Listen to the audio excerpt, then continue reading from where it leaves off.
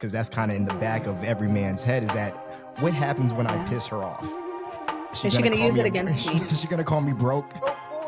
This is where women need to do better, because if we are going to say like boss babe and run with that culture, which I'm not in full support of the boss babe culture, believe it or not. I was forced into hyper independence. This was not by choice.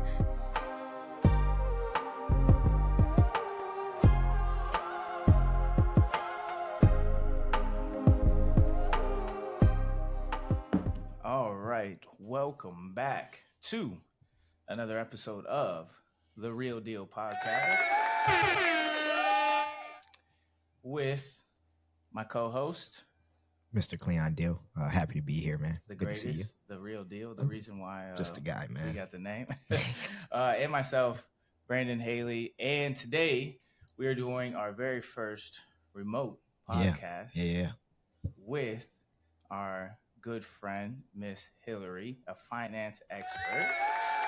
We appreciate you coming to hang out with us. Yes, thank you so much. A quick backstory on how we actually met was at a fashion show that MVS put together, who went to USF, is from the Tampa Bay area in St. Pete. So he had put one on, and Hillary was there kind of like running the show with Sydney. And Sydney had reached out to me, and I came out and just hung out. So you weren't working? No. Well, okay. Like always working, always networking. And Hillary was there, and she was just in go, go, go, go, go mode. And I'm just like, it's kind of scary. Kind of scary, but like, I kind of like it. Like, she's telling people where to go. Hey, you need to go get some food. Hey, take him. He's hungry. Go get him a Diet Coke or a Coke Zero. I'm like, I like this girl. She's cool. So we ended up connecting on Instagram right before I left. And then I've just been following her ever since. But she's a very great individual from the brief time that I had meeting her, and then just following her on social media since then, because that was almost a year ago. The next one's actually coming up next month in April. Yep. In downtown Tampa. Are you going to be at that one? Oh yeah, I'm running it. I'm running it. Hey, of course she is. Of course. So now, you guys, I'm like the lowest on the totem pole for this though, because it's Sid and Whit, and they are co-directing everything, and I just handle the money. Exactly. I just handle the money. That makes sense. But if you guys saw what I saw, you will understand too. She's about her business. Yes. Gotta be. Give us a little and I didn't even know she was what her career was at the time, but give us a little background of what you do and a story that got you into what you do.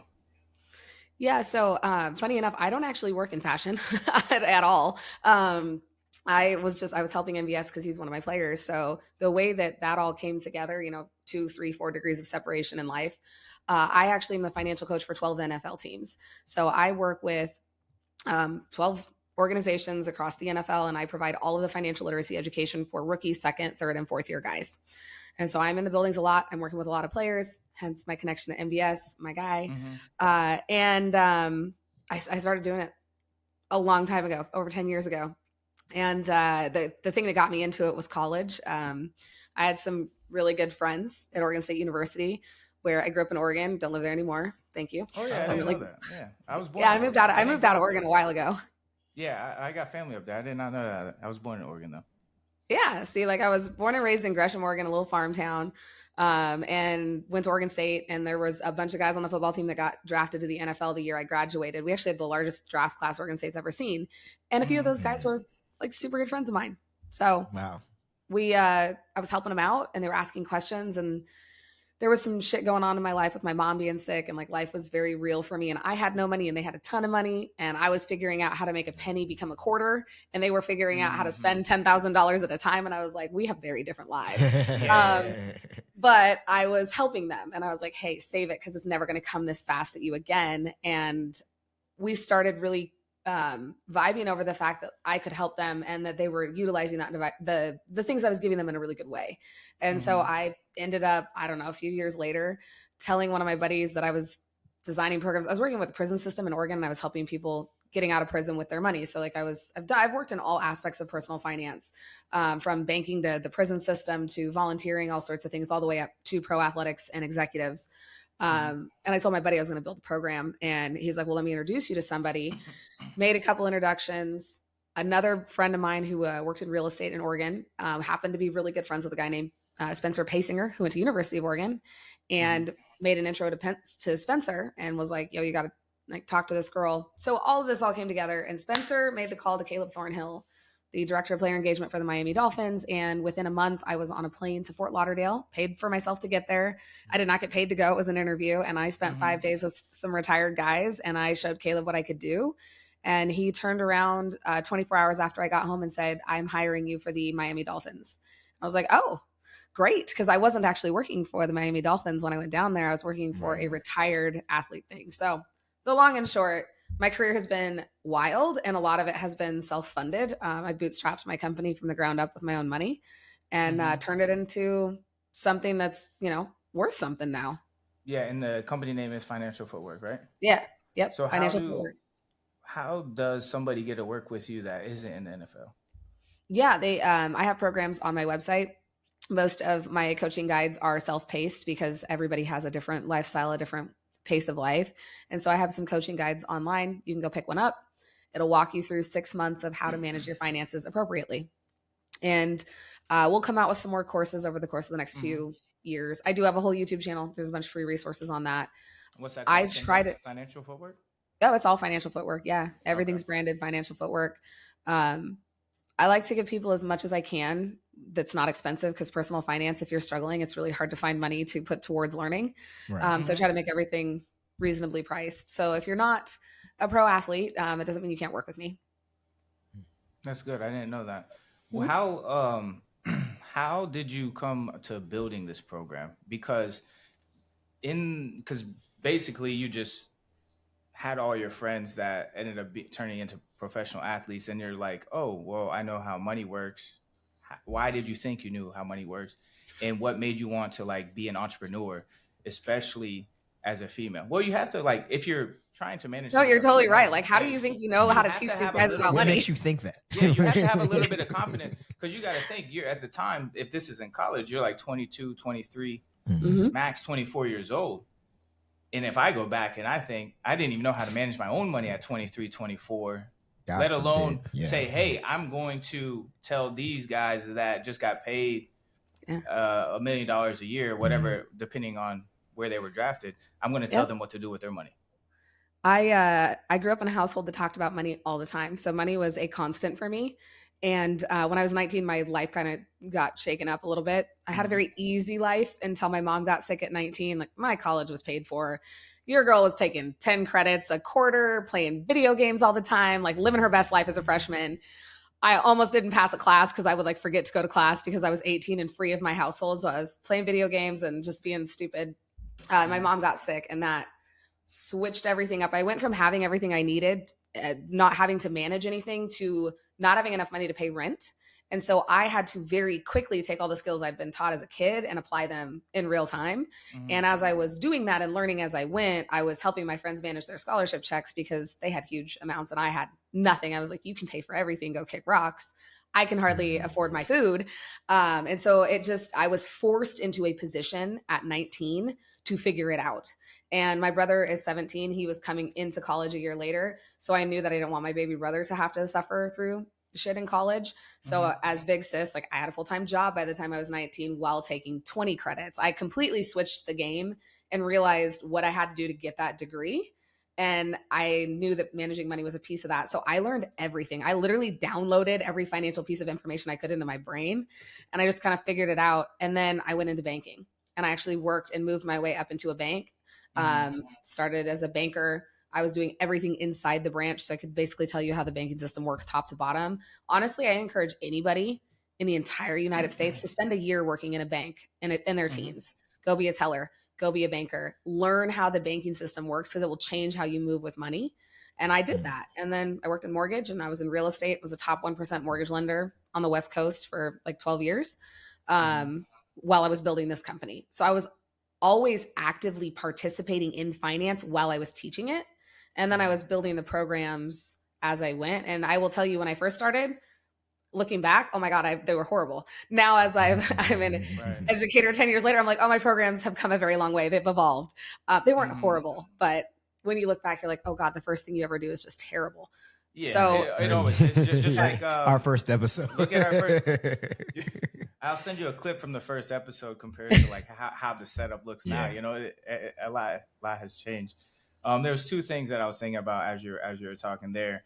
One is, since I probably won't ever work in a bank, I do want a rundown of like the Cliff Notes version of how that actually operates, because I'm interested. And two, you mentioned that when you were younger, money was talked about a lot. Yeah. And I think how we're raised obviously makes us who we are today. You know, Cleon loves to say this, and Brandon loves to say that. I steal it because I love it. He says you either accept or reject the things that you see as you're growing up. And I'm like, I love that because it's so true.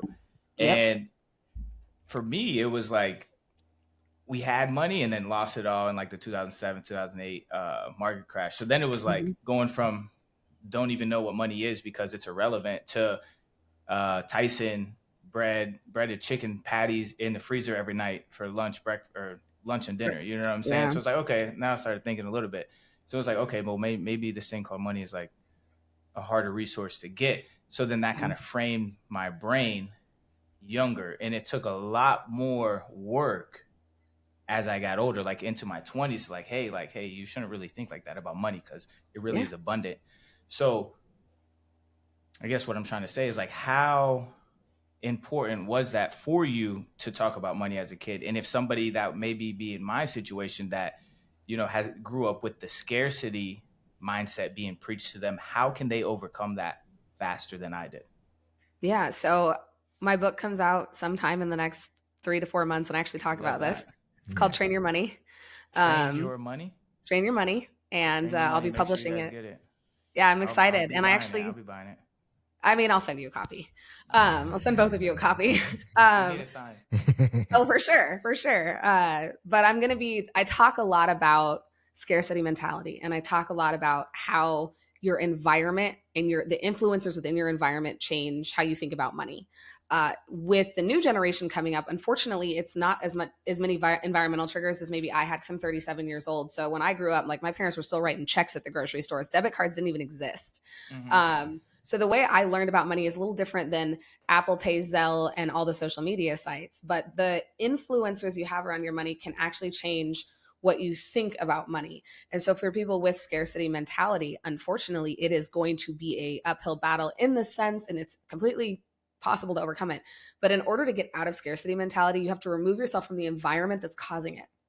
And that's very, very hard to do, because you're talking about removing yourself from where your family lives, how you grew up, what you do for work, your education level, where you got education. Because let's face it, we don't get to determine as kids where we go to school.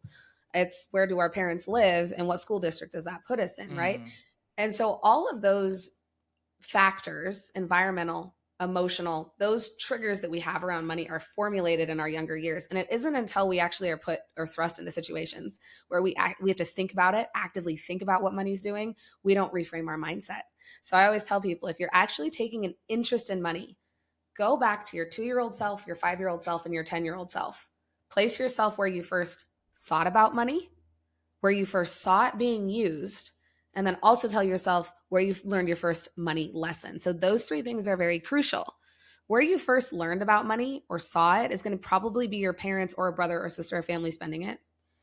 Where you first had an emotional tie to it is going to be something totally different. And I bet you the education side of it, you didn't learn until after the other 2 things happened. So we learn about money in reverse. And now it's our job, as you know, I'm an older millennial. It's my job to help change that narrative and get people to think about the education first, so that we don't get into the traps of scarcity mentality, people thinking that they can't or they're unable to, when in reality, that's more of a mindset. Money is 99% mindset, 1% math, period. So if you figure out the mindset, which takes time and it's hard, you can figure out the math. And that's what I have to say to people that are in that scarcity mindset, is you have to somehow find a way to remove yourself from the environment. You may not be able to physically do it, but that doesn't mean that you can't go learn something from someone in a different environment. Find a mentor, right? Those types of things. So you can remove yourself without physically leaving your desk chair. Yeah, that's super. That's super good. That's gonna stay with me. Removing yourself from that environment to change your mindset, because I think that can apply to a lot of areas in your life. Everything.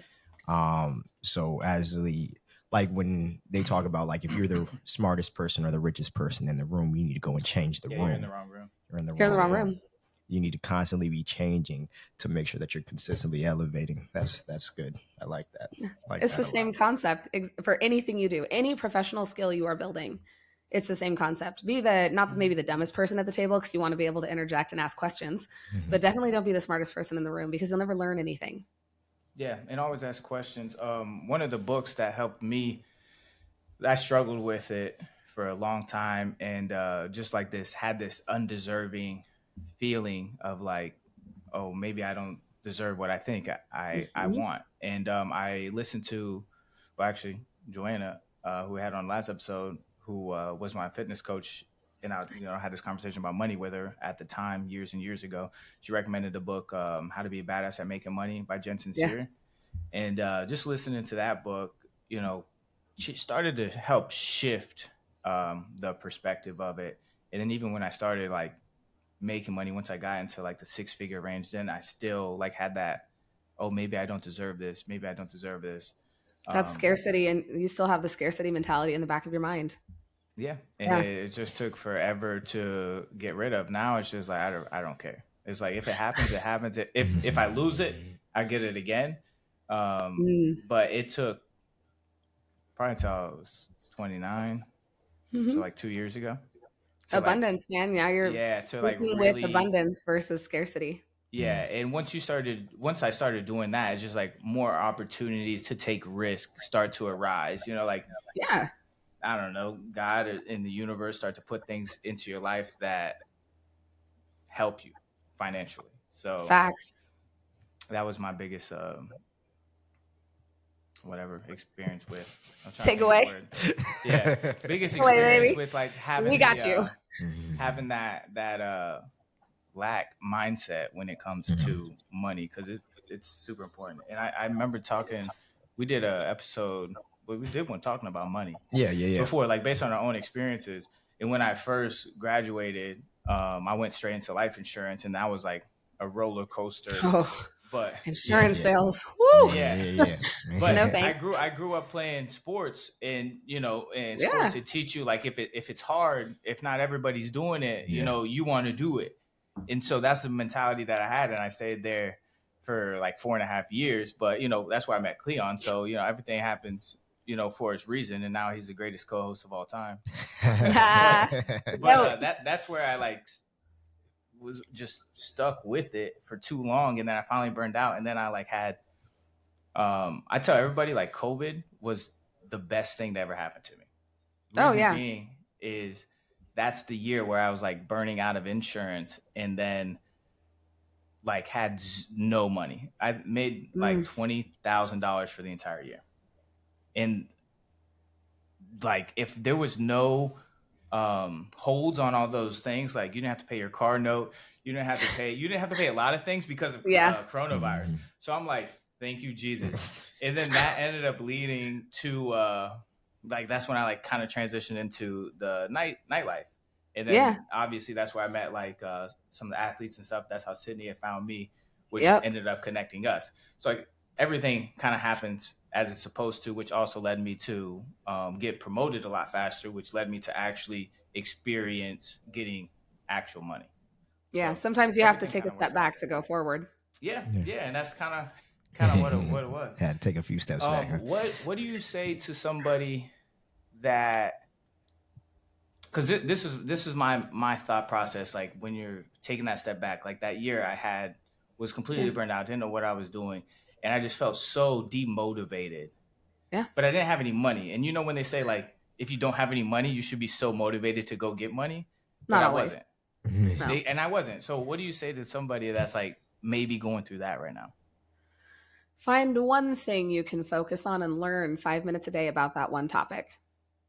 That way you're not pressuring yourself to learn too much or overloading yourself. We get so hyped up about something new, and then we throw everything we've got into it for 2 or 3 days, and then we stop doing the work. Yeah. And so if you can build habits where, and I did this with my company. I was in mortgage. I was working 60 hours a week. I was 100% commission, and I was making a very nice, very solid 6-figure living, heavy 6-figure living for quite a few years before I built this company, knowing I was going to have to take a step back and actually take a massive pay cut to go into business for myself. And so I told myself, in order to do that, I had to learn about entrepreneurship in a different way. I needed to become a jack of all trades, but a master of none, so that I could hire the right people to build this company with me, because there's no way I was going to do it myself. And so what I did was I took 10 minutes a day to go learn a new skill, whether that was lead generation, email funnels, social media management. There were moments where I did leadership development. There were moments where I would go over what my profit and loss really should look like and where my budget should be broken down from a business perspective based on my service model. I mean, I literally went and pulled my business apart. I knocked it out for 30 days and I said, every day I'm going to do 10 minutes. And I can tell you right now, I was not motivated. I was tired. I did not want to do it. But that small increment, being able to train it that way and just having, okay, I can do 10 minutes. We can all do 10 minutes. If you told me go read for 2 hours, I'd be like, kick rocks, sir. Absolutely not. But 10 minutes, sure, I can do that. And then if I got into a topic I was really fascinated by, I would rabbit hole it. And that's great. Yeah. But if I got to a topic, I'm like, this is not for me. We're going to hire somebody for this when I have enough money, then we will. And so for the person that has no money and is not motivated, there's this beautiful thing called Google, and it's free. Take 10 minutes a day, utilize that bad boy, find something. And if you don't know what you're interested in, jump on things like what is it? I'm thinking my podcast list and I'm jumbling all the names. But if you don't know anything about anything, get on like the World News podcast and learn about a bunch of different topics. You can learn everything from nature to economics to real estate to tech, logistics and supply chain management, how to make chocolate. Like, you can learn anything. World News podcast. Yeah, there's different World News podcasts. I can send you guys a list and we can link it. I have about 12 that I listen to weekly, as I'm on a lot of planes. A lot of planes. Yeah. So your girl listens to a lot of podcasts. But I like to learn. And so if you don't have a hunger for learning, give yourself 5 to 10 minutes a day. It will get you out of that rut. Yeah, definitely like that and agree with that for sure. You got any? I know I probably cut you off. Last time. I'm just listening. I'm just here. He's like, I'm taking notes. Yeah, basically, I am taking notes. Well, you know me, I gotta say it, or I'm gonna forget Yeah, you're gonna forget it. You're gonna remember it in a week and tell me you should have asked it. Oh, we should have asked for that. Yeah. So, obviously, you sit down, you talk to a lot of people about, their money and their finances. I want to ask, are there any crazy stories that have come from this? Obviously, without disclosing too much, but is there anything crazy or outrageous that you can kind of share with us? Because I'm interested in things that people do with their money when they have almost too much for them to handle. Do you want a success story, or do you want a, oh my God, that was dumb story? That's a very yes to both of those. I was like, which side do you want me to roll through here? I guess I can tell you guys about this one. No names mentioned. But this was an NFLer that I worked with a long time ago, and not that long, maybe 5-6 years ago. Really cool dude. And we talked about environment, centers of influence, things that influence you. Well, let me tell you, he had a really bad center of influence around him, and got him into one of our classes. I'd had him for a couple of years at this point, and we were discussing his net worth, because I do a lot of net worth training with second, third, and fourth year guys, and how does it work and where you at. And his net worth had gone down quite a bit. And I was like, what's going on, man? Because you had signed a really big contract. He said, well, I made kind of a bad decision. And I was like, well, what did you do? And he said, I bought that new house. I was like, that wasn't a bad decision. We worked together. He goes, no, the house wasn't the problem. And I was like, well, what was the problem? He goes, well, I hired 2 of my family members to do the interior design, and I gave them my credit card. And I was like, okay. I said, and of course, I'm really trying to rein it in, right? Because I know where this is going, but I also need to just be very diplomatic. And I was like, so tell me how much they spent. And he goes, well, like this month or like in total? And I said, oh gosh. I said, let's start with in total. And he's like, well, $380,000. And I was like, oh, fuck. And I was like, okay. And I said, what did they buy? And he's like, well, that's the thing. My house is still empty. And I went, sir, Okay, so that was a bit of a financial misstep. We're gonna need to cancel the credit card.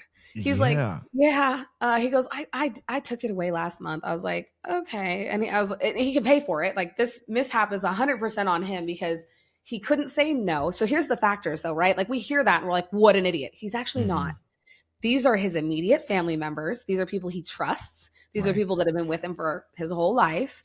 And they were supposed to be helping him, but they got caught by the Vegas lights, baby, and they didn't do what they said they were going to do. So there was a lot of stuff, and he also wasn't home because this happened during season. So like he couldn't check that his house was being filled up with the stuff they were buying because he wasn't there. So by the time we met up again, it was April for OTAs, which is off-season training. This all had occurred in season from September to like January. And so he's like, yeah, so my house is still empty. He's like, I did get a bed though. And I was like, well, that's a start. Great. Okay. Okay.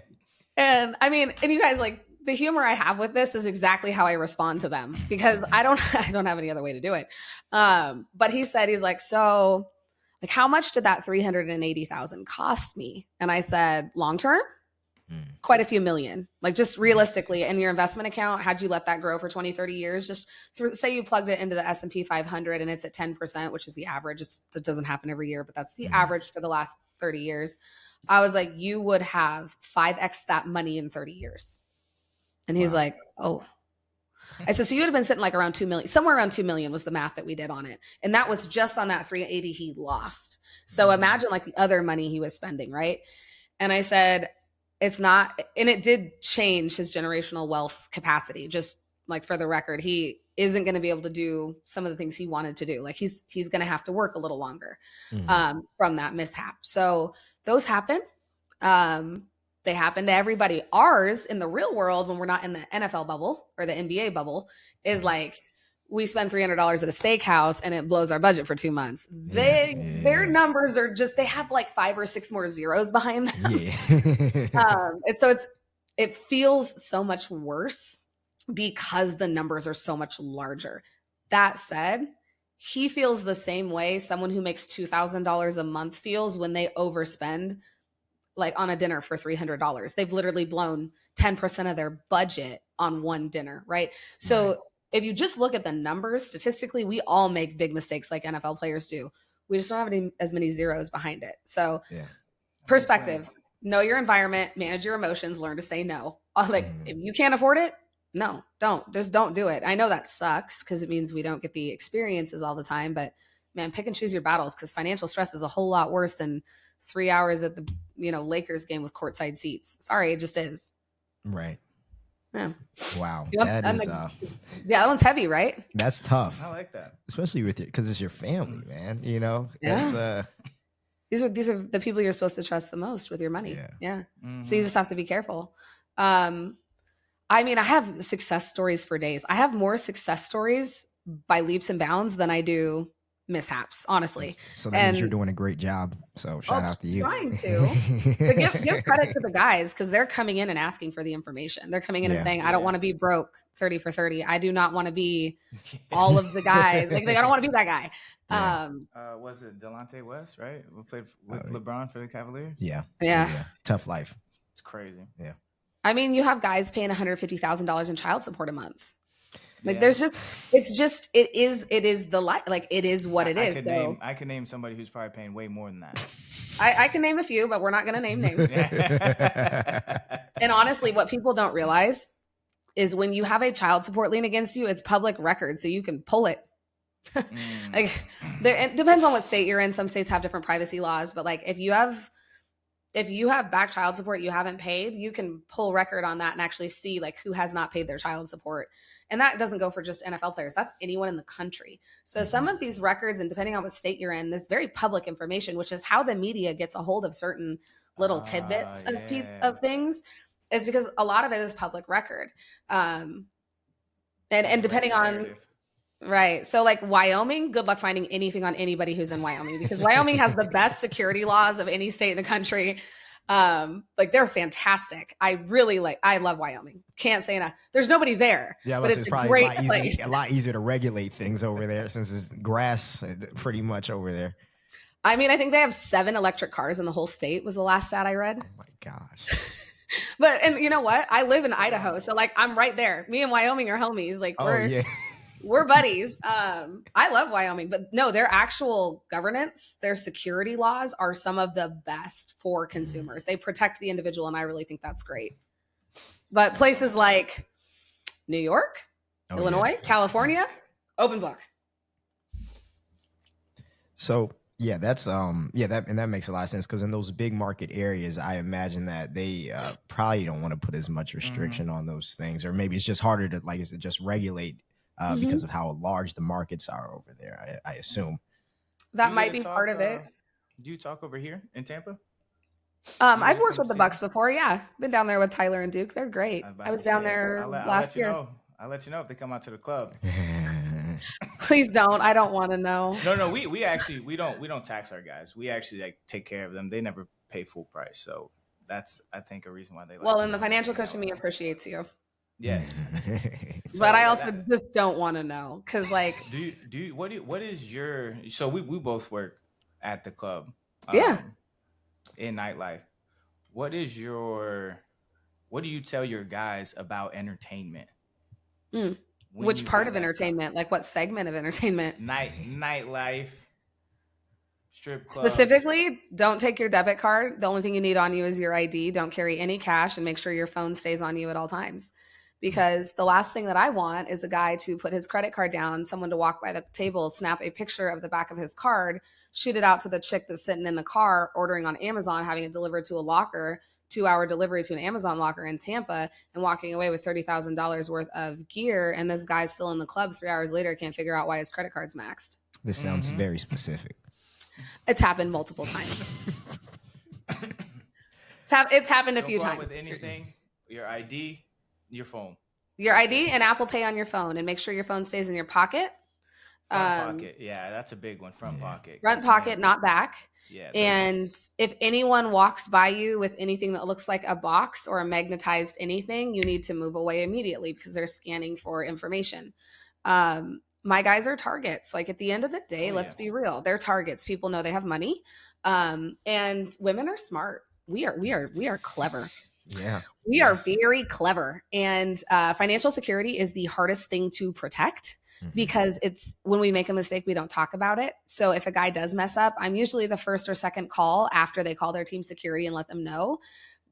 I can't help them if they lose cash. I can't help them if they give their debit card to somebody because that's consent.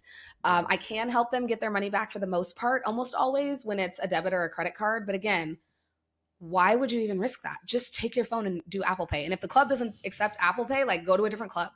Literally. Sorry to the club owners out there, but I'm looking at this from a safety perspective. The less you bring to the club, the better. Because especially with people snagging, stealing phones, wallets, and stuff like that. Like I've been there for 5 years now, and the amount of stories you see or hear from phones, IDs, wallets, all that stuff getting stolen or even lost. Keep your ID on you. Don't let the bartender take it to hold a tab or anything. Like you've got to keep your ID because the second someone has your ID and your card information, it's a wrap. Now they know where you live.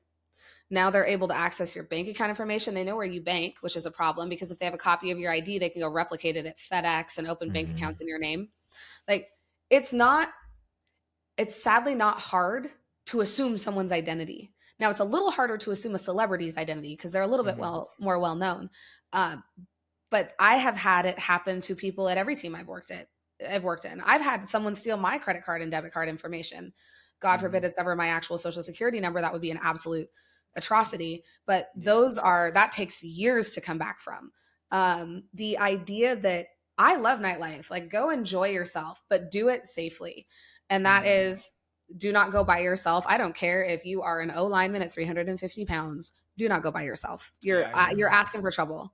And phone and ID, and that's it. And make sure your ID goes between your phone and your phone case so that it is out of sight and no one can take a picture of it. Nobody needs to know where you live because if you're in the club and they have your address, your house is now a target. Right? So you have to think through working in a bank for a long time. Every fraud scenario that could have possibly happened while I worked in a bank. So I saw a lot of it. And then working with the league, the targeted schemes against guys through nightlife is a big deal. Yeah, because you already know that they got at least a little bit of money. If You you're, if you're, assume if they you're, do. if yeah, Whether yeah, they've kept it in their bank account is a different story. yeah, that is true as well. But also like celebrity women, fashion models, TV and movie stars, like for them, it's even a little bit more risky. So the entertainers that I do work with, like my MMA fighters or supercross guys or like any of those groups, they may not be as well known, but they still have fans. If you have a fandom of any kind, your security level with your finances needs to be 10 times better. All right, so once this podcast starts making money, then we gotta Yeah. we gotta hire you. Hire me for what? I don't do security. I got somebody for that. I just don't do it myself. We'll outsource. Get your security people. We'll hire for you to sure. coach us up. What everything. I can't say her name because she's a ghost, so we don't talk about her. Exactly. Yeah, we like those kind of people. She's under the radar. She's clutch.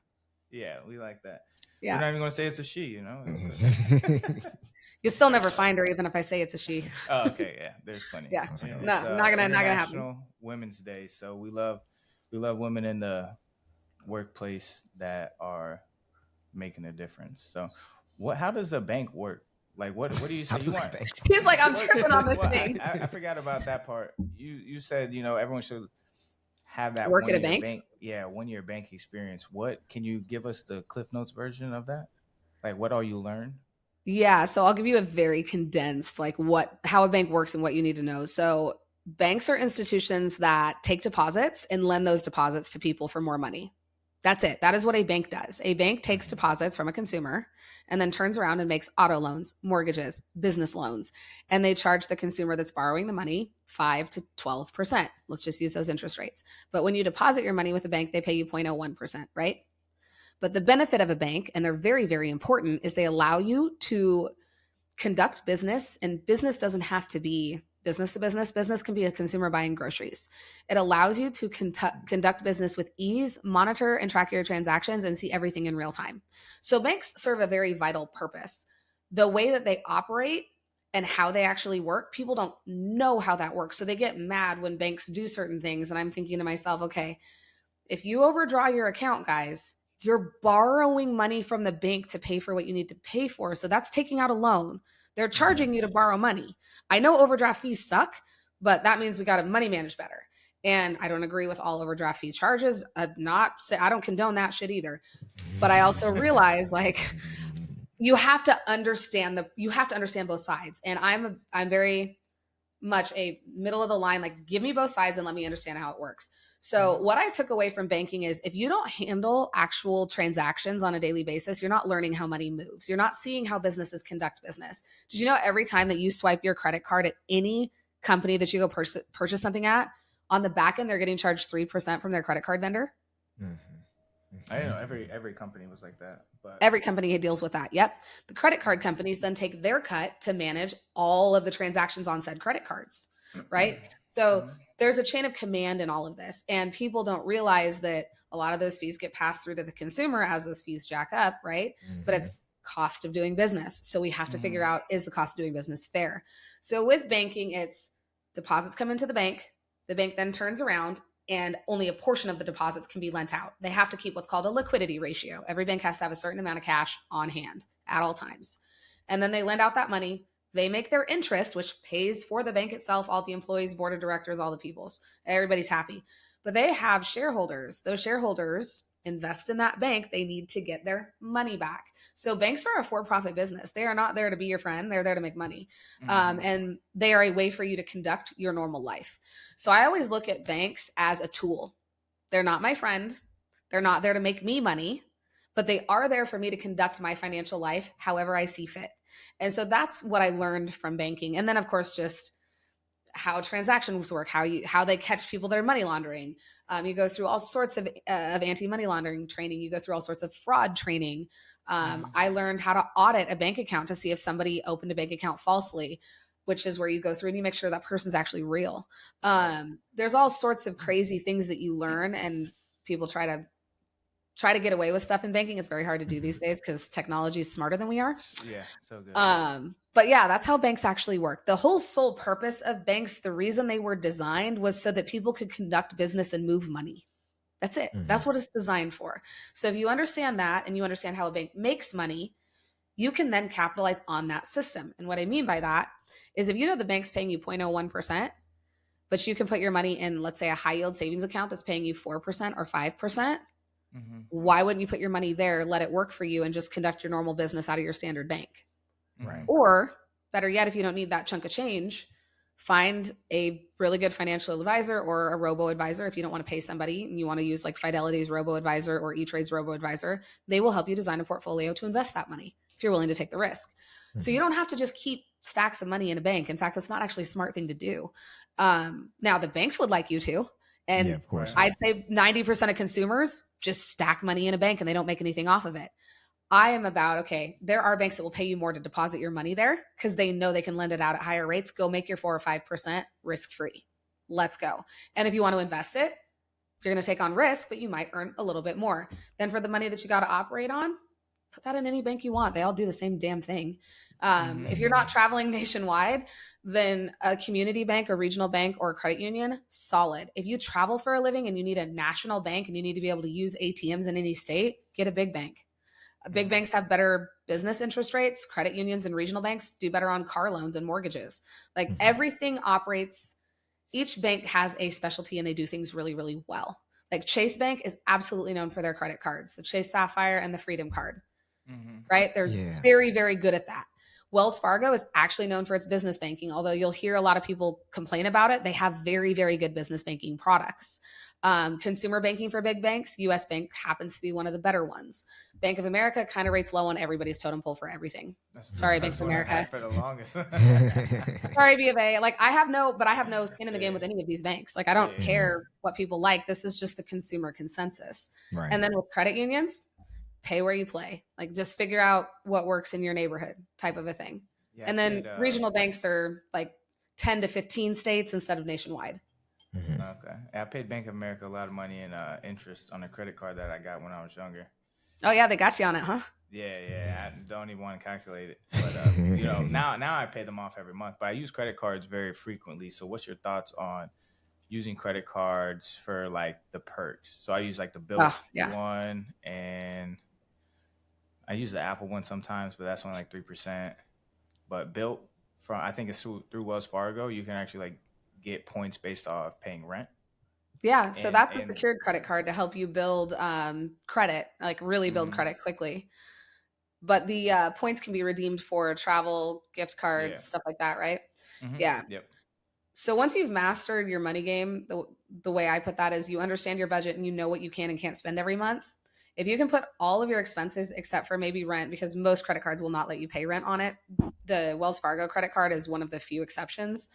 Put all your bills on your credit card and then pay it off at the end of the month. This is not like a get out of jail free card. You still got to pay that shit off in full every month. You've got to. But if you use it to pay all of your bills, the stuff you have to pay for, and you get points or rewards for the things you have to pay for, you're actually getting a little bit back in your pocket every single month for the stuff that life throws at us. So for example, for me, on my business, and I'll use real numbers, I have no problem sharing. I have one business card that pays for certain expenses every month. It's $3,000 a month. And that card gives me 4 times the points for the things I have to pay for on it, because I specifically chose that card for this expense. So I get 12,000 points a month on that card. And that card pays for 5 round trip tickets a year anywhere I want to go in the United States, just off that business expense, because I picked that card for that thing. Right? Now, not everybody's spending $3,000 a month on a credit card. More than aware of that. That's a business expense. It's not me personally just going through 3 racks. It's not happening. That's for the business. But I take all of those points and I actually gift them to my contractors. That's their Christmas present. So I gift them a trip and I just give them the points because then they can go buy whatever they want. They can go wherever they want.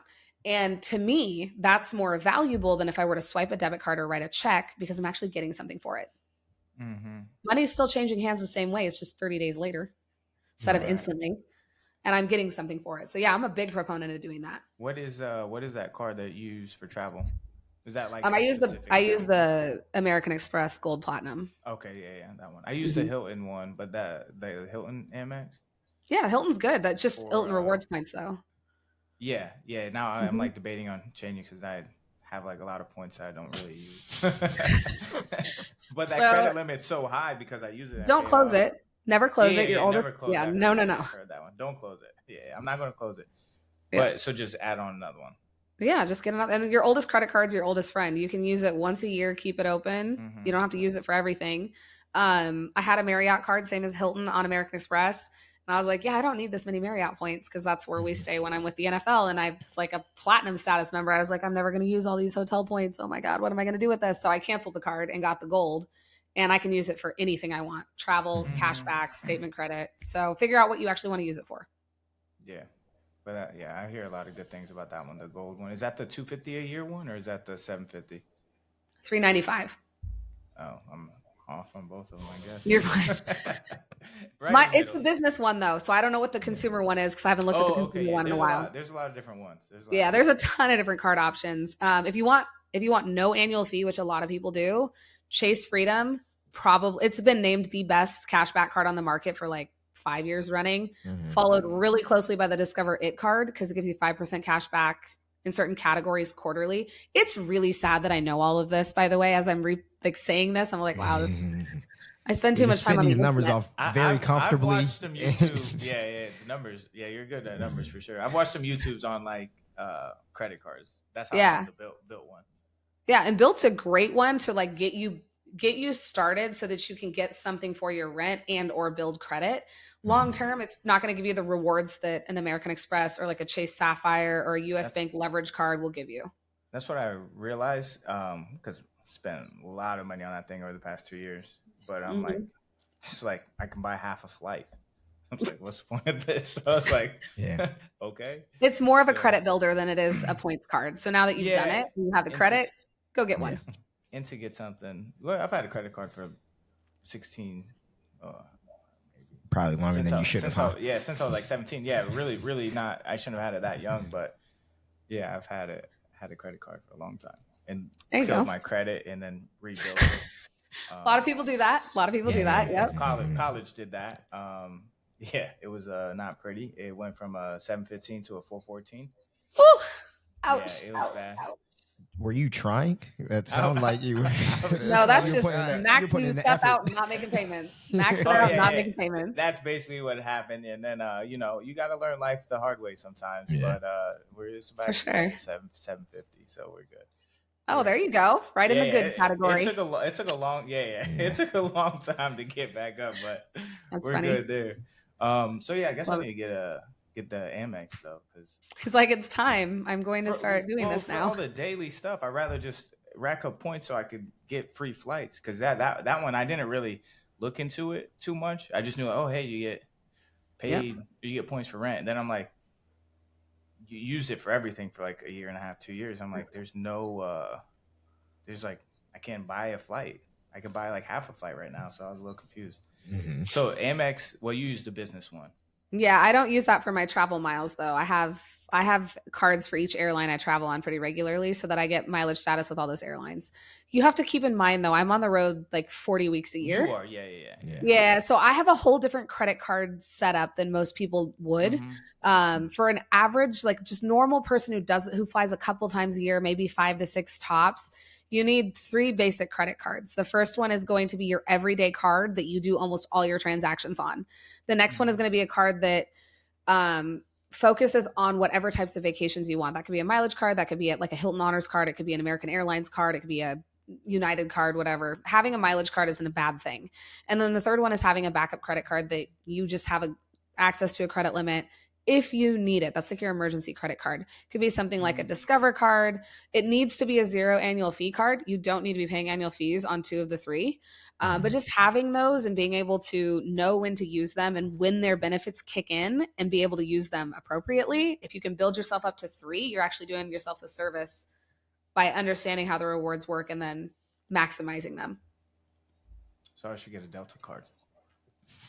If you fly Delta, absolutely. I like Delta. I do like Delta. Delta is probably my favorite. So there you go.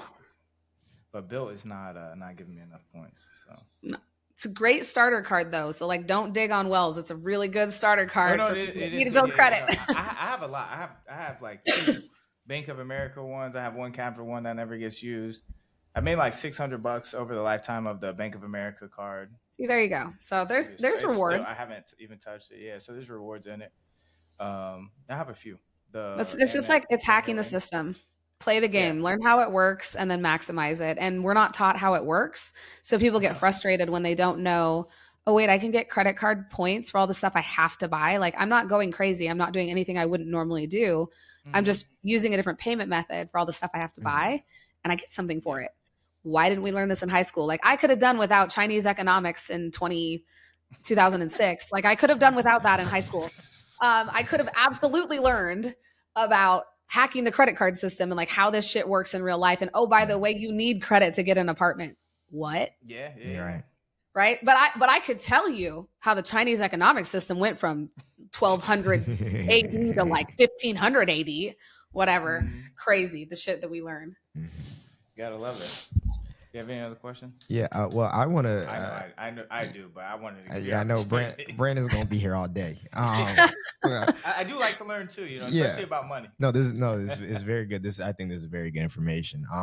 Well, obviously here we talk a lot about relationships, so I want to talk about money and relationships, how these things kind of coincide. So, of course, you deal with a lot of athletes, and then obviously you have your own personal life as well. What's advice that you give to people when they're getting into relationships, because obviously if they're with somebody, I'm assuming that's something that they mention when it comes to their finances and how to manage it. So I'm curious about how you advise them on things like that. And then also how you incorporate that in your personal life as well. Yeah. So relationships are the trickiest thing we ever enter into. And I say that there's no shade on it at all. My interpersonal relationships are my life. I love the people that are in my life that I choose to have there. That said, introducing money into relationships can change the dynamics. So specifically with my pro athletes, the conversation looks very different than if I was introducing money to someone like myself, who's just a small business owner who lives in Boise, Idaho, right? We're going to have two very different conversations. They'll follow a similar path, but they're not going to be the same. So for a pro athlete, first thing I'm going to ask them is, how long have you been together? Are you recently together? Are you married? Are you divorced? Like, I need to know your marital status so I understand how you're thinking about money, because all of those places within a relationship actually change how you think about money, believe it or not.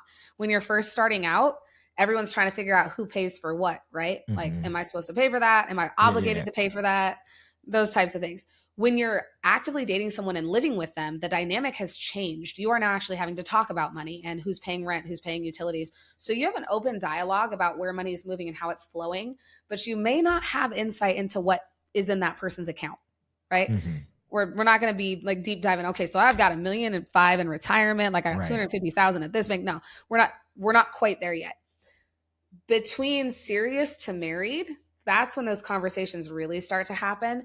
And that's when the dynamic tends to shift a little bit, when the real raw numbers are put out in front of people. And I always tell my players, you can't just like hit your girl with, all right, so we're going to sit down and talk about money right now. That is not how we talk about money. This is not how we do things. You need to go to your girl and say, hey, I really want to share my finances with you. Is there a good time for us to sit down, have you come to the table with your stuff, have me come to the table with mine, and actually go through this as a team for the next hour or two? If you approach it like that, the other party, whether it is a female entertainer or a pro athlete, right? Because you can role reverse these all day. Right. But whoever has the most money and needs to talk about it, they usually are the first ones to introduce the conversation. Just full transparency. They're usually the ones like, hey, we need to talk this out. But if you come at your person like, okay, so this is how it's going to go. No, that's not going to work, because you've now put defenses up. That other person is like, why are you coming at me? Money is sensitive. And we don't know if that person is coming at the conversation with scarcity mentality, abundance. Maybe they don't have any money education at all, and they don't know anything about how money moves because someone's always done it for them. Right. So we have to learn where they're at. So when you introduce it as a conversation and say, bring your questions to the table, because I promise you, if you're going to talk to your person about money, you have questions, especially if you haven't talked about it a lot. Like, you're going to have questions. How do you anticipate this is going to go? What are the bank account balances, right? Like easy questions. What's your credit score? I mean, that's my first question on a first date is like, all right, homie, I need to know your credit score. I would never actually ask That's somebody a that. first date question. You know That is- mine. You know mine already. You were cracking me up. You know how bad it used to be too. I do, and I know you rebuilt it. No, my security gal tells me what their credit score is before we go on a date. Like, let's just be real. Before, during, or after the date, do you get that information? Before, your girl doesn't go on a date without a background check. Yeah, I'm not going. See you. No, really, like I don't. I will not go on a date without a background check. It's gotta happen. It's gotta happen first because you just never know if that person's married or Boundaries are important, but there are just certain things you gotta know. And I don't mean that. I feel like you're speaking from experience. I am, because I went on a date with a guy and I thought he was single. He was freaking married. He was still living with his wife. And I was like, you know what? So not even separated yet? That's crazy. No, they were still married. And he's like, well, we're just kind of like figuring it out. I'm like, what in the world? Now, mind you, this was like 10 years ago. So this was a long time ago, but it scarred me for life. So I was like, can only imagine. it just wasn't for me. So, no, but real talk, like if you're having these conversations with your partner, there's phases to the conversations, and the depth of the conversations is basically what I'm getting at with those phases we're talking about. And when you're married, you are in business with that person. You have to run your business as the CEOs of your company and the CFOs. Like, you have to run it like a business, because if one of you gets off track, the other one has to hold you accountable. And when it comes to somebody who makes a lot more than the other person, that can be a really tough conversation. So being able to help these guys set boundaries for their spouse, but also for themselves, because my job is also to make sure that the wives and or girlfriends, if they're in that state still, are in a good place as well and financially protected. So saying, hey, if you're going to not have these conversations with her, this might be a deal breaker for her. And so explaining to them the boundaries that come with being in a committed relationship. And that, when it comes to money, can be the scariest and hardest thing. And it can take months to work through. And for those guys that really can't overcome the hurdle, sometimes I suggest counseling, because there's a deeper seated issue that is not, as a financial coach, I can't get into all of the things all the time. So it's like, hey man, you really need to go talk to someone, because if you can't even talk to me about this, like you're never going to talk to your girl about it. And I'm in their finances, like I'm in their bank accounts, so I know what's going on. Stuff from you. Yeah, it's hard to hide things from me. Sometimes they get nervous when I see their bank statements. They're like, oh my God, she's going to see where I went. I was like, I know where you went. I'm not stupid. Like, let's just keep it moving. But it doesn't matter. I mean, it's they can live however they want. But the important piece is communication and money, and introducing money into any relationship can complicate it, or it can actually make it easy, depending on how you introduce it, when you introduce it, and how open you are to the conversation. So for those guys who are just getting into the league, because right now what we see, unfortunately, with a lot of those young athletes is they're getting a lot of women pregnant early in their careers. Do you give those guys who aren't in a relationship, who are actively, let's call it dating at that point, is there a specific thing that you kind of relay to them as they're coming into this amount of money, and then also are going to be out there on the market? Yeah, for sure. Don't let the $10 sundress cost you $100,000 in your boat. Like, let's just, and there's a picture. The girl is a smoke show. She is like a 12 out of 10. She's gorgeous. But here's the thing. Access is easy, right? Yeah. Access is easy when you're a pro athlete, and temptation when you're young is also very, very easy to succumb to. And so I don't expect these guys to be perfect. I would just like them to wrap it up so we don't have a 22-year annuity. There we go. And the thing is they can take that advice. I'm not the only one giving it, and I'm just a financial coach, so they hear it from me only a couple times. But if they do get someone pregnant, okay, cool. Now we have a different set of things we got to work through. No judgment. I don't care. We're going to just work through our current situation. Like, what do we need to do now? So that's when I come in and I say, okay, we have XYZ steps we have to follow in order to make sure you're financially secure, because we do have a child on the way. And now we're talking about another human. Like, this isn't just like, oh, you knock some chick up. Oh, hell no. You actually have a child on the way. Like, there's another human being coming into the world. So we got to talk about what that looks like. And and come at it from a place of a real conversation, because everyone wants to throw shade and throw jokes and oh, another athlete knocked up this chick. And it's like, well, sometimes it's not just about that. Sometimes there are other factors at play. And so I jokingly will be like, you knock someone up, great. Okay. But I will always come back and say, okay, let's figure it out. Let's work through what the next steps are going to be. But if we can avoid it altogether. Yeah. Some of it there's condoms in the facility there for you, grab one. Right. Some of it is, some of it isn't. I know two people off the top of my head that probably need to listen to that thing. That's why I marked the clip from when you started talking about it. The most importantly, like that money talk once you get into the third stage. But you also talk about the first stage of like figuring out who pays for what. It's hard. You are I would say, extremely influential woman in the marketplace. Do you like just believe in the patriarchy role, like that the man should on a first date and first month, or I'm 50-50 on the rule for other people. I know where my line is, if that makes sense. Line? I don't let anybody pay for me until the 5th date when I know that this is somebody that I'm going to continue dating. I hadn't, and like real talk, haven't been on a 5th date in a decade. So nobody has paid for my food on a real true date in 10 years. I was in a relationship for a couple of years from 2023 to end of 2024. So beginning of 23 to end of 24. We met, we did not live in the same place. So we never had to share expenses. Everything was like he paid for him and I paid for me. So we never had to have that conversation. So up until meeting him, I didn't really have to worry about anything. Like I paid for my shit and he paid for his and we were good. Now when we were dating and we would go on dates, we had an agreement that everything was 50-50. And the reason for that is we each have our own households. We each have our own businesses. Like we are established people in our late 30s. It's not dating in our 20s. And we're not trying to build a family together in one house, in one place. So we set guidelines and boundaries. We actually sat down and discussed it. And I was like, how do you feel about this? Where is your line here? And we had hard conversations and it worked out. Like we agreed. So you brought that conversation up to say, hey, this is how we're going to do this when we're going out, or was that something that he brought up? Like on the first date? Honestly, it came up naturally. When we were getting ready to, I was visiting him. He was in Texas at one point because he travels for work.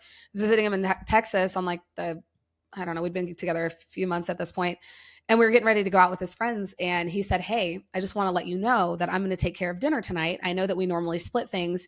He said, "But we're going out in front of my friends." And he's like, he is a traditional guy. And so he's like, I'm going to be very offended if you pay for the bill. And I said, cool, no problem. Like, I understand where you're coming from. I said, but that means that when we go to the movies tomorrow, I'm going to cover that.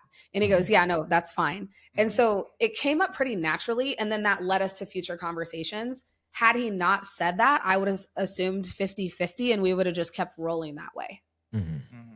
But I set those boundaries up front with people because I don't think it's fair to assume anything when it comes to relationships or dating. It's not fair to assume anybody has money or that anyone's going to pay. So just asking the question, how would you like to handle our first date? Do you want to pay? Do you want to split it? Or can I pay? And asking the question, even though it might be uncomfortable, it's also going to uncover whether or not you want to even go on a first date with somebody. Yeah. So all the ladies listening, bullshit detector. It's the thing is it's a super tough, I think, for the guy in that situation, right? Because for us, if a girl were to ask me that question, I would feel like it's a test just automatically. And so if I said 50-50 and she's like, okay, got it, and then I never hear from her again. So it's I think that's kind of where, unfortunately, kind of social media and kind of how all these things have come about have kind of shaped the men's mindset when we hear questions like that. So it doesn't always feel like it's supposed to be an open and honest conversation. Right. It just feels like it's supposed to be like a test to see how this is going to go, to see if she's going to even talk to me after this. Well, so I think that's the shitty part about 2025 dating is like everybody wants a 1990s relationship in 2025. I've seen that quote about 18 times now. Yeah. And we are in a world where when my dad was dating my mom, he was the breadwinner of the house. Like we had 1950s traditions until the late 80s. That was how America worked. And then In 1987, when women had the right to actually open a bank account and own their own home without a man, that was the first year, mind you, that a woman could own a home without a man's signature on it. In 1987, the year I was born, things started to change and women were able to actually make money. And as soon as that happened, it shifted the dynamics of how traditional money relationships ran. And so we're kind of in this whole new era of how does money work, and like how do relationships and money work when the woman might make as much as the guy or make more than the guy. And we can't shade either gender for saying, hey, like, I don't have a huge salary, but I would like to take you out. How would you feel about going here? And I agree with you. I think a lot of women do use it as a test. But my question then would be, do you want to date a woman because she's going out with you so you pay for her food? Right. Absolutely not. You don't. And if her answer is, well, if I have to split this with you, I don't want to go out, chances are she might not be the right one. Now, there are going to be women in the Deep South that are like, I'm a traditionalist. And that's great. Okay, so you do expect the man to pay, but explain why. Explain where you came from. Explain, hey, I grew up in a household where dad took care of everything. And it's, in my world, I anticipate you to pay for the first date. Okay, if someone came to me and said that, I'd be like, okay, cool, respect. Like, I get it. I know how you grew up. But if someone's like, I just assume you're going to pay. Woo, red light. This again, though, is where personality differences become a hot topic. And I'm sure there are going to be people that see this that are like, I do not like her automatically because she said 50-50, or I do not like her because she pays for her own. Right. I do that because my expectation shouldn't be on who's paying for my food. It's the conversation I have with that person and whether or not I can see me going on a second date with them. Because I'd like to spend an hour with you. And my first date rule is 1 hour. At 1 hour, I'm gone. Whether I like you or not, my time is valuable. I'm out. And I don't go to meals. I go to coffee. Yeah. So if I'm coffee first time, we had an episode about that. I'm like, coffee for the first date always. You gotta vibe them out. Right. And if they are going to pay for your $5 coffee, awesome. Go to town. Like, have a good time. It's a $5 coffee. You're not asking for a $50 steak dinner. But set the expectation and then hold your boundaries in dating. Dating is rough. Okay. Being my late 30s and very single, dating sucks.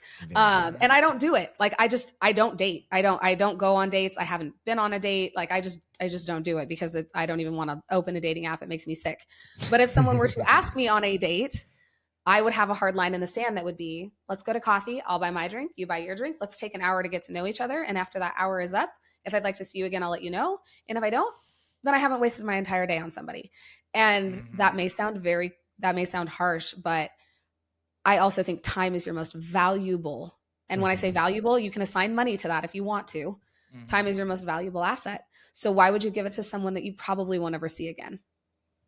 So that's a very good question. Now for you, because you are obviously very successful in your field, and so when you lay out things like that, I'm sure because about probably 95% of women aren't operating like that. So when you kind of lay it out like that straight, I can assume it could probably intimidate somebody who's not used to that, regardless of kind of where their status is. So is there, I guess I'm not sure how much you're looking for anybody, but is there a certain type of man or certain type of status that you kind of look for when you're dating? Because I imagine, depending on who you're talking to, a lot of men would kind of shy away from something like that. So how do you kind of weed out where that goes?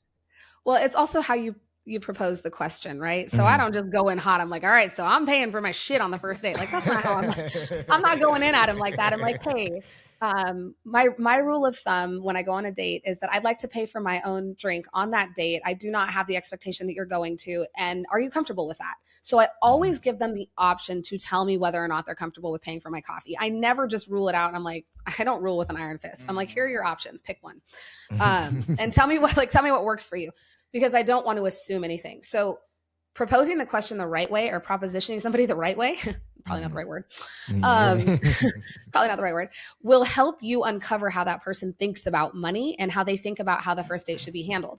Now, with that said, let's just be very real, guys. I'm a country girl who grew up on a 20,000 acre tree nursery in the middle of God knows where, Oregon, and I now live on a little farm in Idaho. I need Rip Wheeler from Yellowstone. That's my guy. So,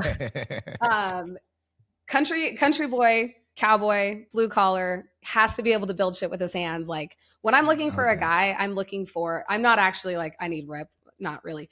I'm looking for someone who can match the way that I grew up and my traditions and values before I am looking for the way that the person looks or what they do for a living. So that's how I weed things out. And the way to do that is simply to converse and meet that person and learn some of their value propositions. And honestly, how they answer the question of who pays on the first date tells me a lot about them, because the majority of the men that I'm looking for will actually offer to pay for my drink on the first date. And in some cases tell me that they're not comfortable with me paying. Okay, cool. That's fine. I will, in most cases, if it's just coffee, I will let them pay, even though I really don't like to. I'm like, I really don't want to owe anybody anything. But it also tells me about their value cycle, how they were raised, and what they think about things. So as you're asking questions in relationships, especially as it pertains to money, it will teach you about their values and how they were raised, which tells me a lot about how someone's going to treat me in a relationship. So why do you feel that someone will think that you owe them if they pay for your stuff? Because this is a good, like, a lot of people like shy away from that because guys are crazy like that. They're like, oh no, I paid for that, now you have to come see me again. Or they'll, even if it's joking, like part of it's true. And that's it's entitlement. It's entitlement. It's not even just weirdos. I think it's that everything is one click away now. So if you do something nice for someone, you feel entitled to get something in return, because we are always constantly getting everything that we want. So if something isn't an automatic yes, or it's a soft maybe, people take that as well, I am entitled to this, so you are going to do it. Right. And that's where when I say I don't want anyone to feel, or I don't want to feel obligated to somebody, that's what I mean, is I don't want to give anybody a reason to think that they are entitled to anything that I have to provide, and vice versa. If I dated a billionaire, I'm entitled to $0 of his money. There is nothing to that. Even if I marry that man, believe me, that prenup's so damn tight, I'm probably going to see negative money. Like it's understanding how people operate and attracting the values you want that will lead you to the financial security you're looking for. And I think we've lost that. And so being a financial educator, talking about relationships, look for the values first and what you truly want out of your partner, and then have the conversation about money. And I can almost guarantee you, if your values align, chances are the way you think about money will too. There's probably going to be some discrepancies, but you'll be able to work through those. And right now, we don't date for values. We date for Instagram status. Yeah. I've been there, done that. Didn't end well, but. Well, yeah, probably not. It looked great on the internet for a year. Yeah. It looked great for time being, but yeah, we don't do that anymore. We learned. He said, we don't do it anymore. He did it. I want to be clear. He's the only one that did it. He said we don't. He said we's too many people in this scenario. No, sir. No. I'm telling you. So the dude, what'd you say, from the dude from Old Yeller, or what were we talking about? Yellowstone. Oh, Yellowstone. I haven't watched that. I was just thinking Old Yeller in the country and stuff. No. So is that a non-negotiable, or those are just preferences? No, I mean, there's never, the only non-negotiables I have is please don't be married and be employed. That's fair.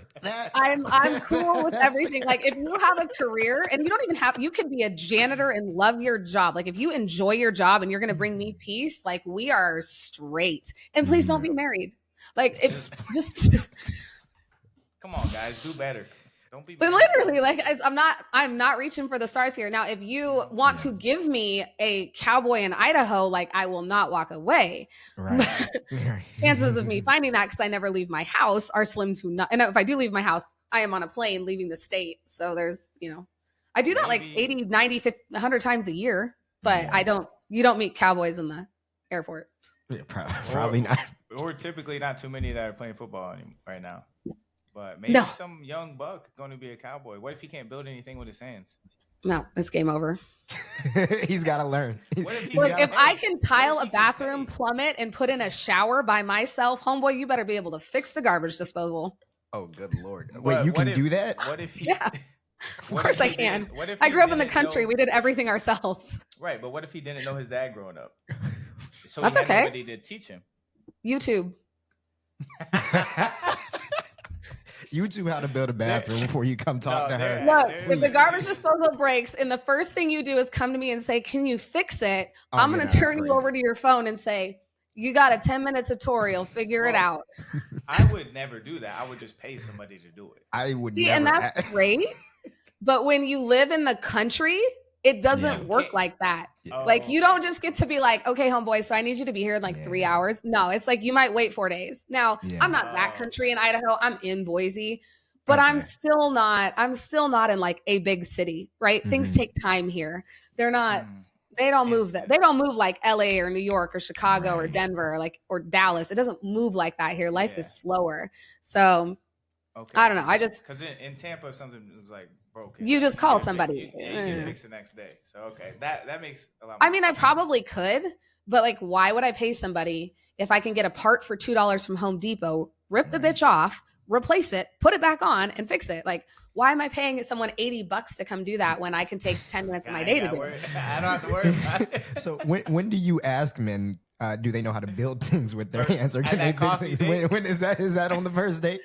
So no. So that is a learned skill that I figure that out over time. Also, their job tells me whether or not they can, honestly.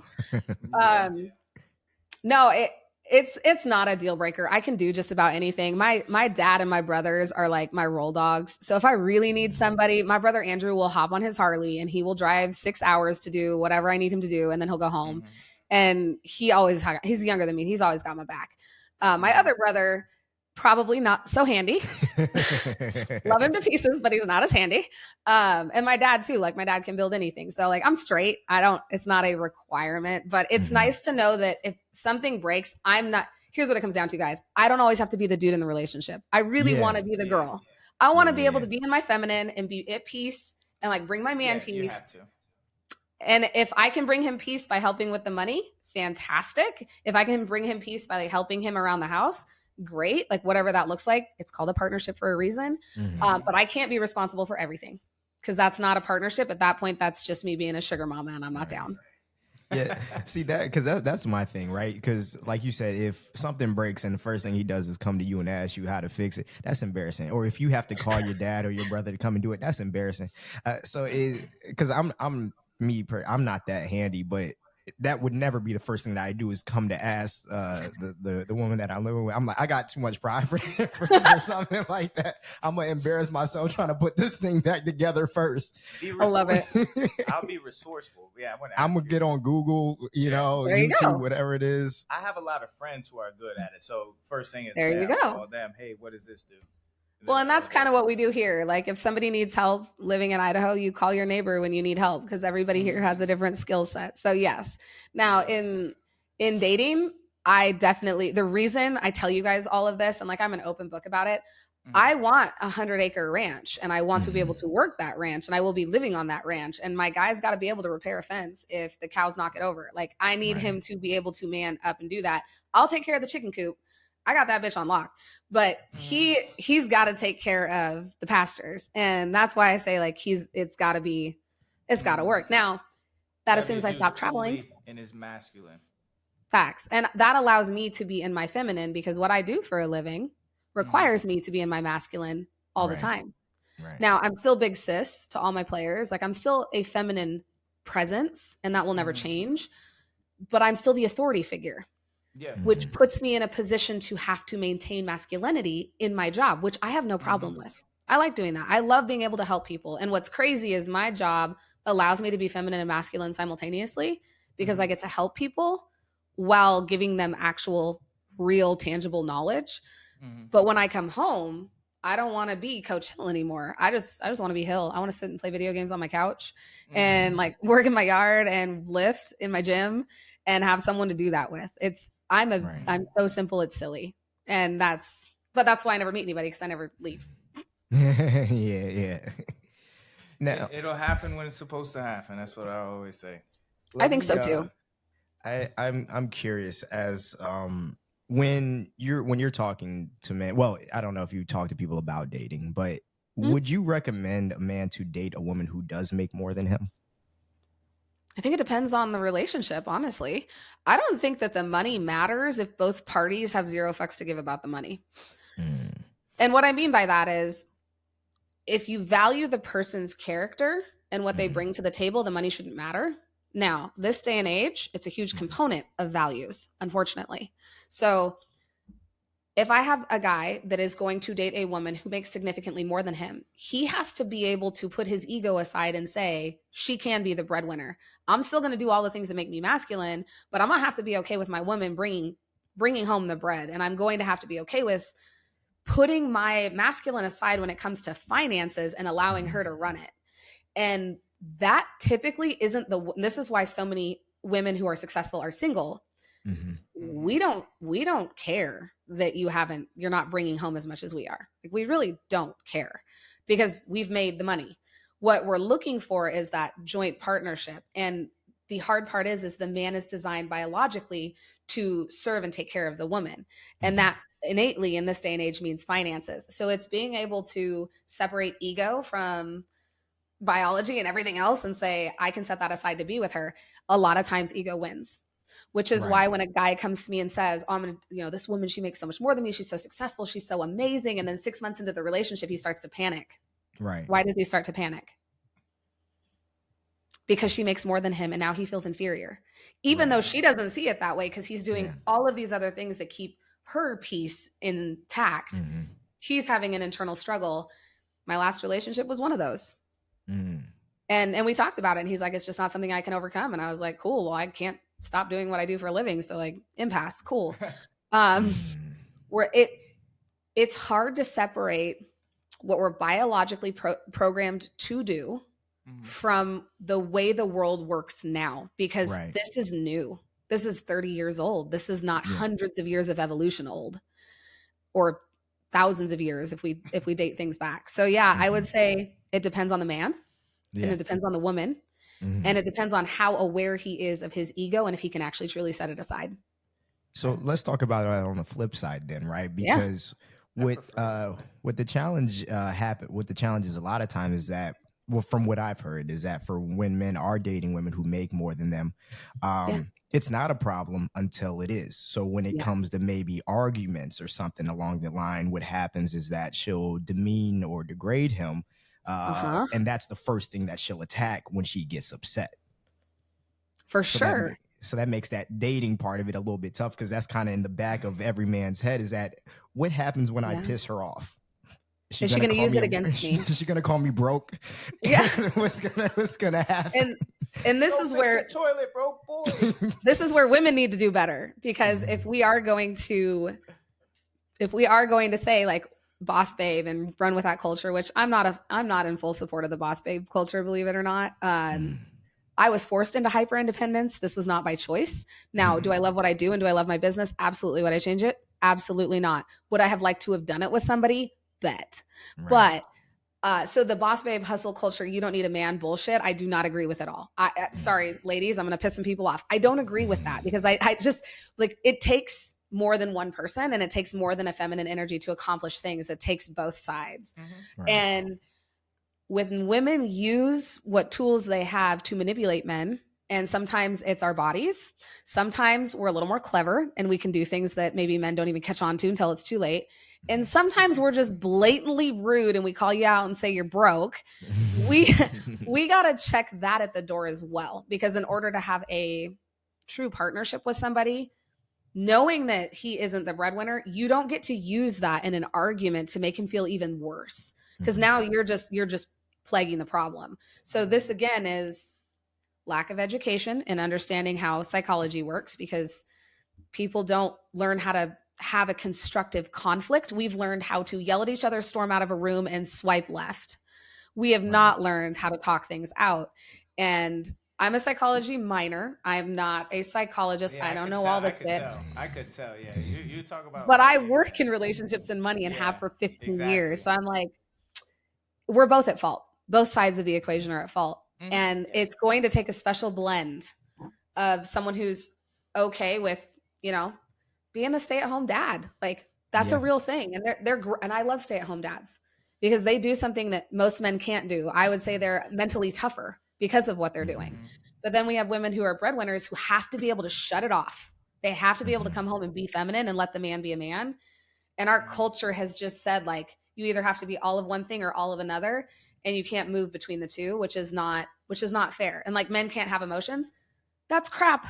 Women want to know how you feel. Like we actually need to know because we are emotional creatures. If you don't tell us anything, we're immediately going to go off the deep end, right? Yeah. So it's naturally nurturers. So correct. So it's kind of when asked the question, just like if a woman makes more money, the answer isn't an easy one, but it takes the right pairing. If you can find the right people and they're dating each other and their values align and he can put away the ego and she's not going to manipulate or attack him in any way, it can work. But I've seen most of them fail, sadly. Like I'm saying that sucks because I am that chick and that sucks. I was gonna say. And the one time that we did try to succeed in that, he really was the one who's like, I just can't do it. I'm sorry. And I wasn't mad at him for it. I understood why, but he came from a traditional family and he felt less than, and he's like, it's just not going to work. And I was like, that's completely fine. And that is what, like, you have to try it to figure out if it's going to work, but it takes a special partnership. So your preference with, the big burly man who fixes everything is typically going to come from a traditional family.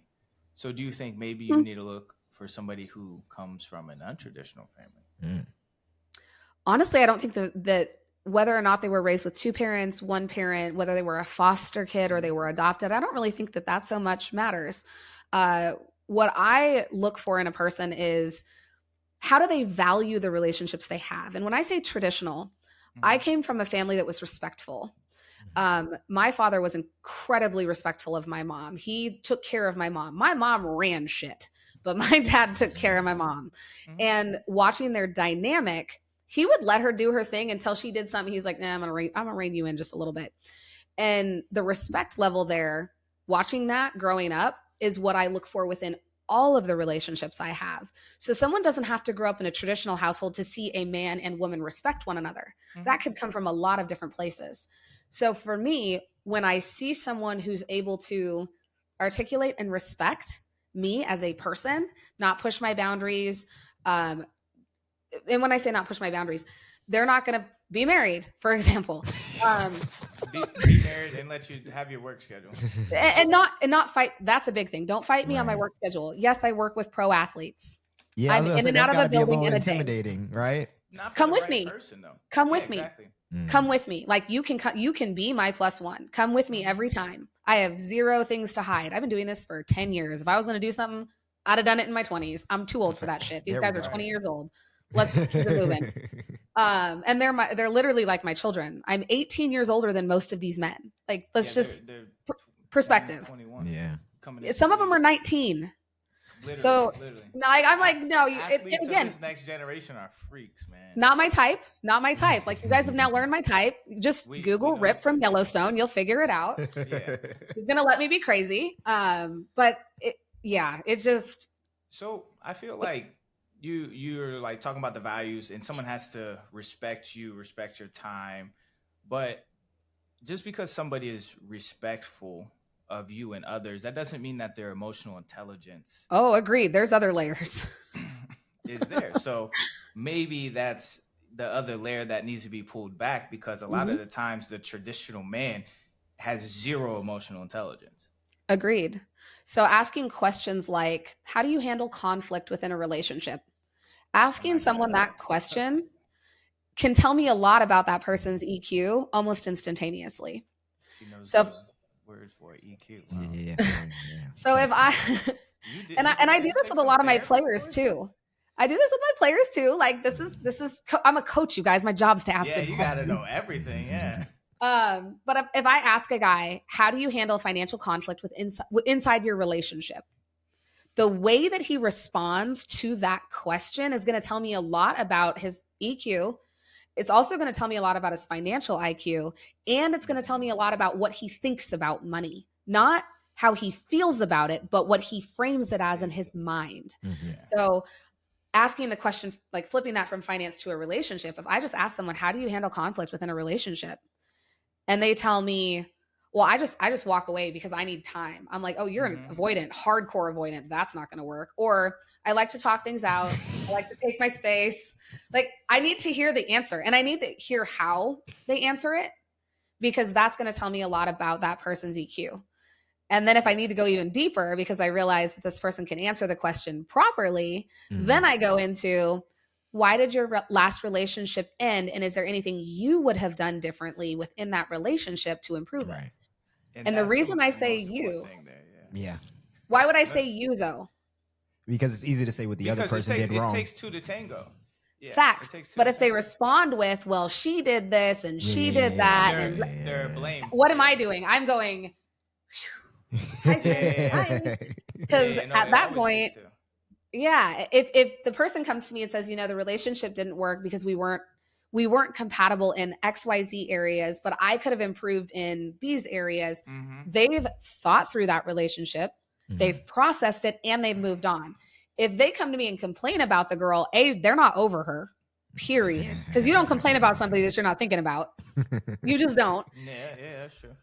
And then B, you don't have the capacity, and people don't have capacity in a lot of cases, to process your emotions, which tells me you've got some trauma in your past you need to work through. And I'm sorry, I'm not going to be your sounding board to do that. But once you see a therapist, give me a call.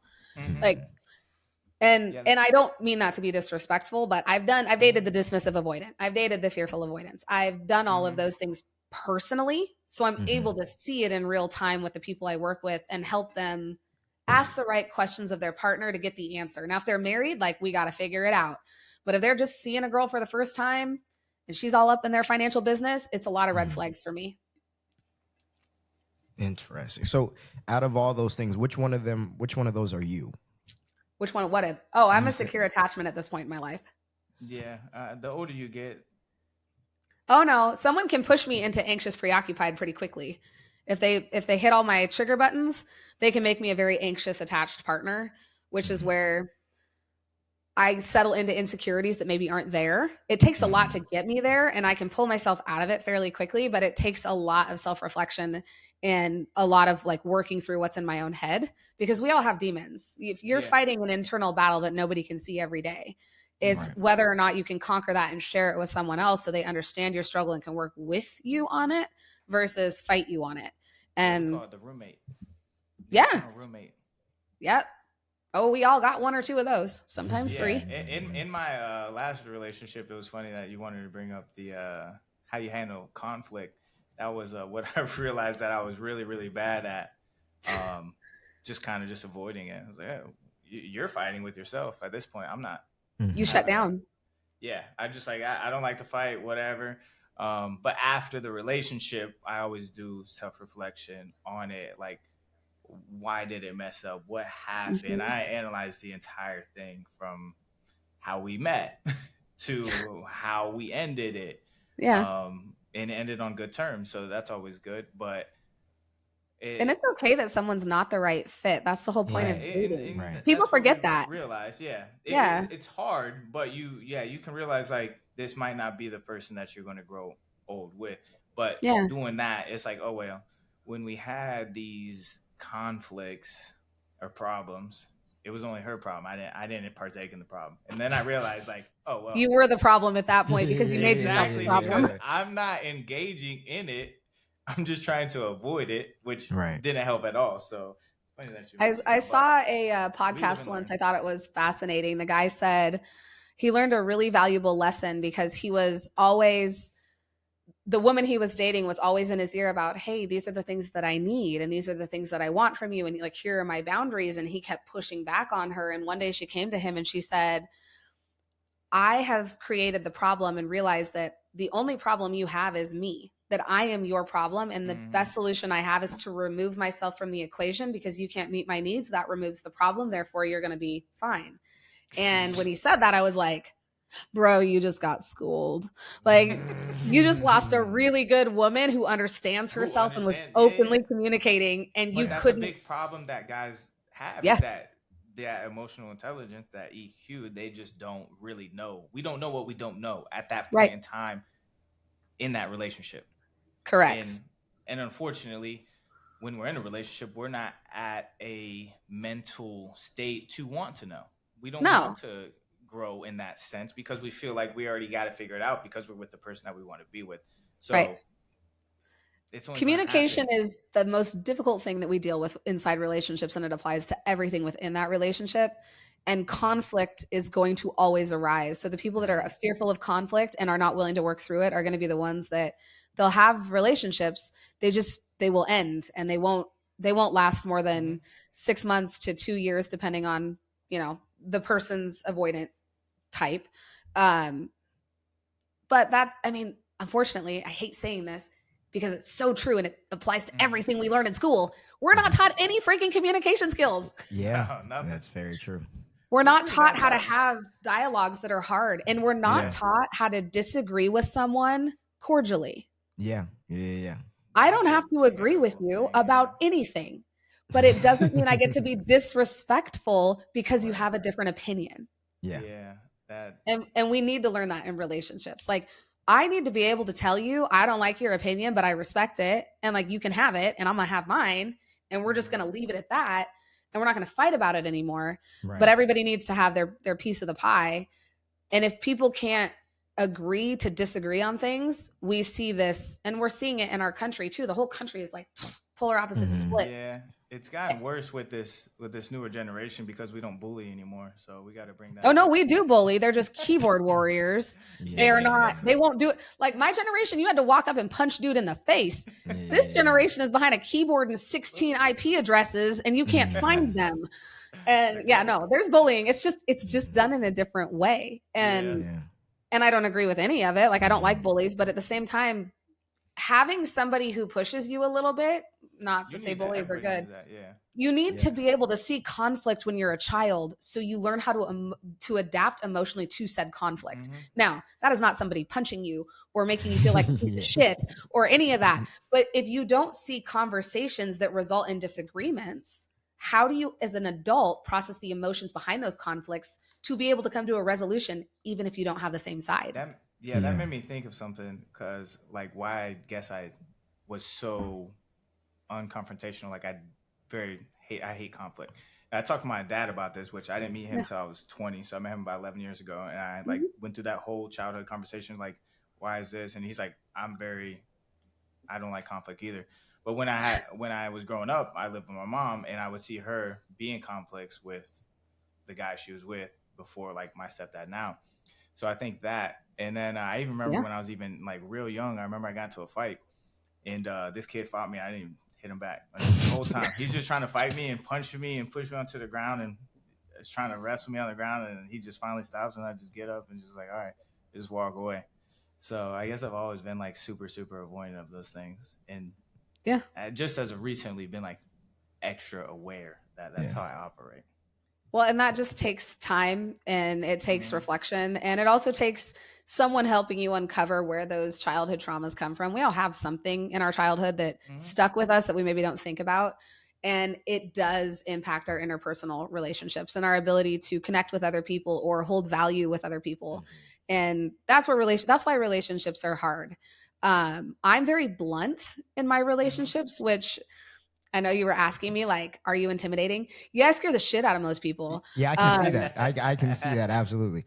yeah, and I I'm was all like a in on little scared, but I'm like, 5'3" on a good day, but I will make myself look 6 foot. Okay. I'm very tiny, like a very tiny little person, big ass personality. Mhm. Uh, but that is the bluntness is real. People don't are not accustomed to just hearing someone say what they think mm-hmm. because we don't exercise our First Amendment rights as much as we used to. Everything Mhm. has to be PC and everything has to be said a specific way or thought out a specific way. And I just have zero fucks to give when it comes to that. So I I tell you exactly how I feel. And like I said, there's going to be boss babe girls on here that are going to hate me, but there's going to be women Mm-hmm. that are like, yes, I totally stand behind that, right? Let's cordially agree to disagree because we're Yeah. going to have two Right. sides of the fence there. Now, my side of the fence is my side. You don't have to like it. Doesn't mean you have to hate me Mhm. for it. You just don't have to join my side of the fence. Right. Um, Yeah. that's the part we're lacking in society right now is the But if you're a ability to guy, have you got to open build that conversations. fence. Yeah. Huh? I think. I said, Yeah, if you're well, the I guy, built you my got to own this build time that. because I'm building my own at the moment, but I'd love to Yeah. have somebody come build it for me. Yeah, I think that as a big thing with this, especially in relationships when it comes to this, for guys on our end, we're kind of walking on eggshells a lot when we're Yeah. trying to communicate. Because obviously, like you said, we weren't really taught how to do it. So we're still No. trying to figure it out. But also we've been taught that if we say the wrong thing, and then the young lady that we're with doesn't like that, then Yeah. now it's a problem for the next week. And Oh, so it Jesus. makes it a little bit tougher to really say, or like you said, respectfully and cordially disagree, because now she thinks I hate her and that she's stupid or something. And that's just not what the case is. So it makes life just a little bit tough. Ladies, we need to do better. Guys are allowed to have opinions. We have to do better and have emotions. Yeah, guys I are agree with better you. into a lot of things though. Yeah, we're working on it too. But yeah, everybody We all do. Collectively, there's some work that needs to be done. But I agree. You gotta do the work. We're very Emotional intelligence. sensitive. Women are very sensitive. So how you phrase things can make us feel like we've done something wrong. Or, you know, when you're 5 and you get in trouble with a teacher and they're like, you are going to go sit in the chair in the corner. When our partner attacks us on either side of the fence, or we feel attacked, even though they're just trying to express themselves, you feel like that 5-year-old who's in trouble again. And like your world is crumbling because when you're 5, you can't manage those emotions. It takes you back to that. And so I agree with you. I think you're right that women will hold on to it for a week or two because they take it so personally, even though it's not a personal anything. You're just like, hey, this is how I feel about this. And they're like, oh my God, that's everything I've done for the last month it's over. We have to get better at expressing, women have to get better at expressing when our feelings are hurt and why, so that you can say, okay, that wasn't my intent, or that wasn't what I meant to make you feel. Here's what I was trying to express. That clarification can clear up a lot of things. So in my past relationship with the guy that I was dating that was he was a welder on the oil rigs or oil pipeline. When he would say something, I would say, did you mean for it to come off as I was doing this wrong? Or did you have a different intent behind that? Because I'm feeling like I did something wrong. And he would be immediately like, oh, no. Wait, hold on. Sorry. I didn't say that right. And he would clarify. And then he started to learn to ask those things of me when I would be very blunt and spit something out at him. Because I just pop off at the mouth. And he's like, did you mean for it to sound like this, ... whatever this was? And I was like, oh, no, I didn't. That was not my intent. What I was trying to say is this. And so we learned each other's communication styles, albeit we were never perfect. But if I ever needed clarification or I could tell something was off, I would go to the root of it and be like, why are we off right now? Did I say something? And then he would tell me what bothered him. And I'd be like, oh my gosh, no. Let me clarify. What I meant to say was this. And we can't take ownership as a society. Nobody can be wrong. And I was like, I'm wrong all the time, 24/7. It's important to admit when you're wrong. I think I just did that the other day, but it's not the other day. Nice, like the first time in 5 years. Just clap it up.